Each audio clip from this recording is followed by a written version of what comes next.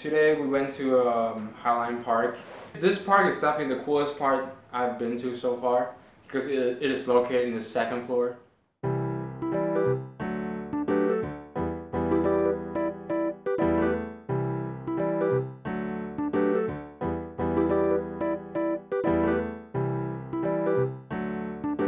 And it's very windy today. Some wind is like too strong, so it kind of blow off my cars a little bit. The built-in microphone was pretty distorted and I couldn't really hear his voice. The wind was really drowning him out, so then I had to use the wireless microphone. Union Square is definitely a better place, but I still have a lot of fun and still have some good performance. Especially today, we have a special guest. Robert has a friend who wants to join us in our street magic journey. So my name is Victor Lin. I'm turning 19 this year. I just finished my freshman year at Rutgers University. I came out today to New York to help Robert out with his filming project, and I gotta say it was an interesting experience. Make him pretend he's like an audience in the street, so hoping that he can draw some audience or draw some crowds when I'm performing the trick to him. And he actually did. He drew a pair of audience. I showed him the cards and goes to my pocket and keep going to my pockets. And it really hits pretty hard. And there's a girl who asked me at the end, are you gonna become famous doing this stuff? Well, we'll see. Only time can tell. So our special guest, he gave me some advice about my hook. He told me that my hook is too lame and probably is too direct and too awkward. He said that I should say, I'm doing a video project, do you want to see something amazing or something spectacular? But because this project involves a video, I can actually use a video, but what if in the future I'm doing the same thing as street magic, but without a video? I can't use a video project's excuse anymore. What I think is that either I get it or not, no matter what I say to them. If I use his way, my pronunciation is not very clear too, and it's way too long for me. Do you want to see a magic trick is so short and simple for me, so I think that works for me better. So the highlight of the day is definitely my second performance. It was about 1 o'clock and people are eating lunch. I suspect that they are from a high school or a college, either a high school or college. We started off with a small group of people of about 4. They get interested, so I just showed them the trick and I got them hooked up and I showed them my signature trick. And then by the time the trick ended, I feel like their whole class showed up.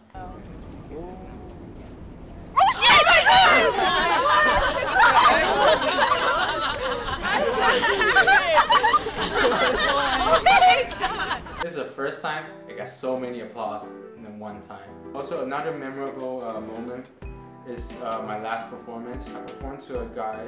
He's a former president of the Asian American Association in the college.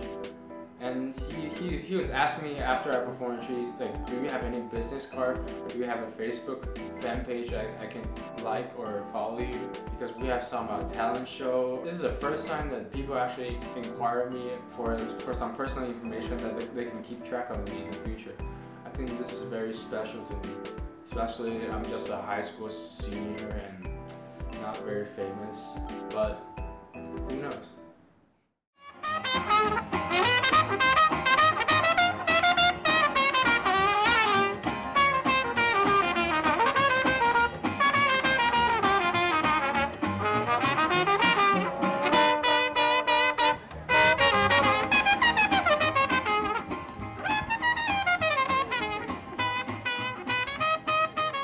We went to Central Park. Just Central Park in general was just really cool. It was really relaxing. Over there we met some really interesting people. I met a street magician at Central Park. He started magic when he was 7.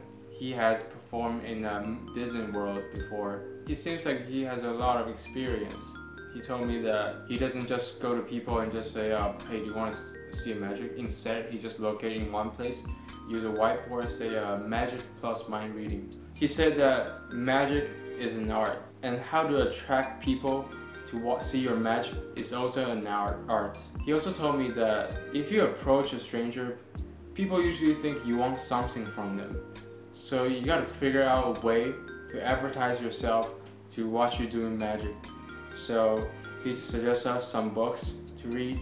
He also showed me some utility move I can add into my tricks to add another flavor. So he has been practicing magic for 22 years, and I only been practiced roughly 2 years, and I'm already on the street. So we'll see what will happen in the next 22 years. Since you're a magician, we can do this together. I'll hold one, you hold the other. We'll squeeze it tonight. What's your favorite magic word? Magic. Magic. And mine is hocus pocus. He's a magician. Good job. Man, how'd you do that? Robert gave me an advice of changing my hook. So he actually realized the problem that the street magician mentioned before. He pointed to me that when I say, hey, do you want to see a magic tricks? After that, when people are hesitating and making decisions whether to say yes or no, I would just say it's free and it's fun. I use it at least 3 or 4 times. The audience all say yes to me, and I felt really good. I did 7 performances, and 7 out of 7, no one rejects me, and I'm really happy about that. Also saw a sax player. He played Fly Me to the Moon. I just donated $1 to him and then told him that your Fly Me to the Moon was awesome. And he actually said, alright, I'll get back to that. 5 minutes later, he did play it. So I'm gonna show some appreciation for him. So I decided to donate a second time because he's the one who keeps his word. I think it's very important how in the street people still keep their word. Also, I got invited to participate in a street performance. Now, folks, you know every show is not a show without at least one Asian guy. Find me an Asian trying to act like he's not Asian. Now, listen up. And they're gonna jump over me. I'm afraid like I'll get injured or something, but I didn't, so everything ended pretty well. I had a lot of fun in that performance. Also met up with Jamie's friend, Vicky. I just told her I'll be in New York City and see if she wants to stop by and support my magic, and she actually agrees, and we had a lot of fun.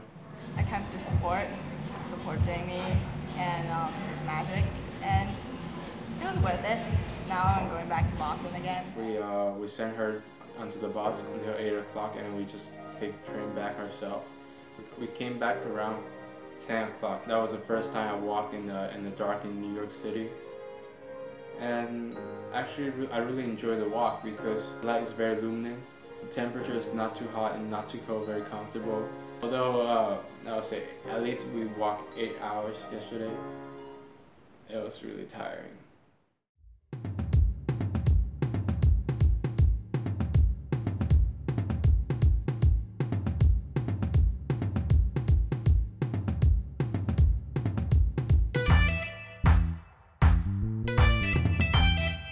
Sunday, we went to Times Square. It seems like the people all are walking around there very busy, so we decided we just go to Times Square to capture some sceneries. It's more to just soak in Times Square. Jamie has never been to Times Square before, so hey, why not go to Times Square? And we actually bumped into Anna Choi, an alumni, class of 2011. Jamie ended up performing one trick to her, so... 2 $1 bills, like this. You know, 2 $1 bill is nothing very special about 2 $1 bill. But you know how to make this 2 $1 bill very special? You're trying to make it look like one bill, like this. Oh my god! Make it look like a $2 bill. Actually, it's just your illusion because after 6 seconds, you can see that $2 bill turn back to Oh my god! like this. Can I touch it? What do you think? You're good at this. Also, when I was there, I saw like a couple of people sitting down. I said, hey, do you want to buy the CD? Just drain 15 bucks for this. If these CDs end up sucking, then well, I guess I just donated $15 to them. We later went to Hard Rock Cafe. It was really, really cool. We went to the Hard Rock Cafe and really enjoyed a meal there. After that, we just walked around. Jamie didn't take some pictures from before, so we ended up going to Grand Central Station and Rockefeller Center so he could retake these shots. We went to the M&M shop. We went to Toys R Us. We saw Bubba Gump. Oh, there's a street performer. He painted himself, and basically he's pretending he's like a statue there.